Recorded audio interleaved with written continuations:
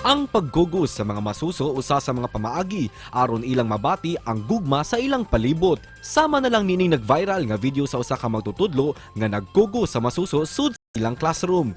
Di kini niya kadugo apan makitang komportable ang masuso sa iyang makamot ug braso. Ang magtutudlo sa video si Andres Sequito III, college instructor sa Samar State University. Ang bata sa mong video nasayran nga anak di ay sa usa sa iyang mga estudyante nga samtang mitik og pasulit. Daghan ang nakadaig sa iyang gibuhat og gumikan niini, gikuhaan siya og video sa iyang estudyante. Karong buntaga atong ibida ang iyang istorya dinhi lang sa GMA Regional TV Live. Daghan gyud ang nakadaig ning gibuhat sa usa ka university professor mga kapuso nga nagbantay sa temporaryo sa baby sa iyang estudyante samtang nagklase ug ato siyang ila-ilahon karong buntaga gikan sa Catbalogan City sa Samar si Professor Andres Basa Sequito. Mayong buntag ug maupay na aga Sir Andres and welcome sa GMA Regional TV Live. Maupay nga aga, maayong buntag, kapuso. Thank you so much for joining us this morning, sir. Og inspiration jud ka sa mga nagtan-aw, especially after seeing the viral video. Kumusta naman, sir, after that was posted? Actually, sir, ang effect, medyo overwhelming. Di naman po tayo sanay sa ganong setup. Even buying something in the store, medyo yung mga tao, tinatanong kung talagang ako yun. Sir, anong istorya sa likod ng inspiring at viral video na yun, sir? During my class, my morning class, fourth year BEd, Bachelor of Early Childhood Education yung mother nun. Student ko sa isang subject. Then, nagbibigay ako ng pre-test for my subject.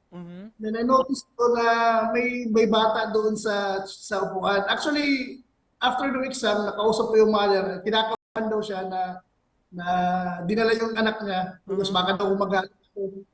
But yun, nakita ko yung baby at nung binigay yung test paper, hindi pa nagsisimula yung exam actually. Hawak niya sa kaliwang kamay niya yung baby at sa right hand naman yung ballpen. So sabi ko, hindi ka makakapagsagot ng maayos yan.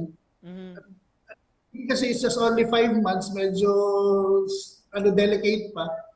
And meron naman ako mga anak, siguro I know naman siguro how to carry or to handle babies. Kaya nung kinuha ko sa nanay, gratefully na hindi naman umiyak yung bata. Sir, sino si Sir Andres sa totoong buhay? Actually, I'm just only a typical teacher. Siguro been raised by also difficulties in life.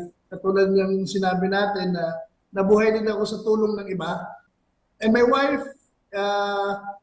sa ngayon, actually 5 years ago, she was diagnosed with chronic kidney disease.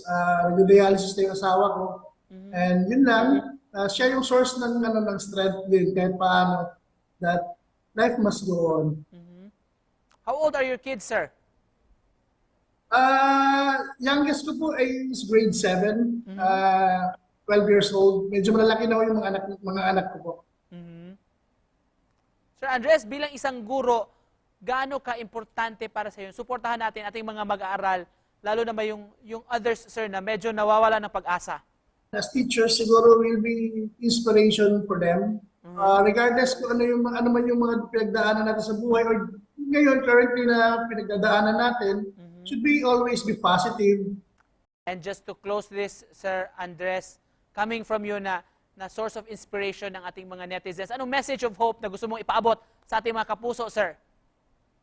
Mga kapuso, message of hope, I think, kahit redundant I think we need to help each other during these trying times. Siguro that 4-letter word is very important, not only helping them, not only to help them financially, but the biggest factor will be to help them emotionally to move forward, kahit anumang pinagdadaanan, maging matatag at maging matatag para sa buhay at sa pamilya nila.